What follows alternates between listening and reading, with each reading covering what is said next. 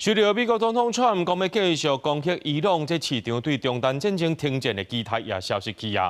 亞股呢就由紅來變黑，台股收在32572點，落602點。這國際油價呢一桶也衝破100塊的美金啊。這中東戰事呢也影響到石化原料，也個塑膠製品的供應。經濟部也來啟動不計監控機制5大強化措施，要確保咱國內原物料供應袂斷層。你要不要袋子？哦，哎，你看，像這愛茶啊，你敢會使不愛予伊？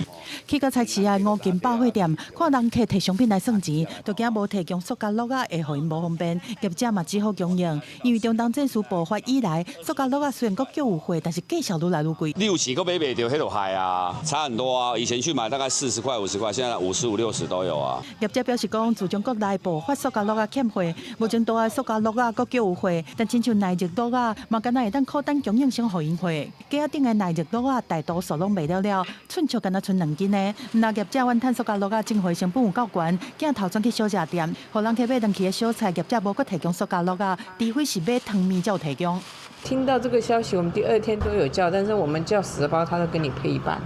假設10包的袋子，他就給你5包。因應中東的衝突，國內穩定物價小組會議調開的時間對逐季改做逐禮拜一擺。法務部查緝物價聯合小組開始具體稽查，要阻擋非法的囤貨和烏白起價。經濟部是提出塑化產品穩供5大強化措施，包括頂油的廠商擴大生產，有夠量來供應內需；下游的廠商增產，優先提供生產原料。零售通路是穩定供貨，建立通報網掌握信息，專線媒合材料，中央做伙來解決欠料欠貨的問題。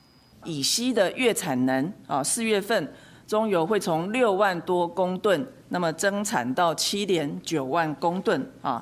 那麼預計這個產能可以供應中下游的廠商3.4億個塑膠袋。中東的戰事若是衝擊石化原料，股市嘛對咧震動。隨即受到美國總統川普搶下講要繼續攻擊伊朗，金融市場的氣氛對歡喜轉作煩惱。亞股對洋變黑，落尾收落，韓國落超過4%，一個落1276點，台股開盤是徛起佇33218點，無過1點鐘對上關33497點，一直打底，上加32516點，收跌32572點，落602點。昨天的大漲，我今天幾乎吐回去一半。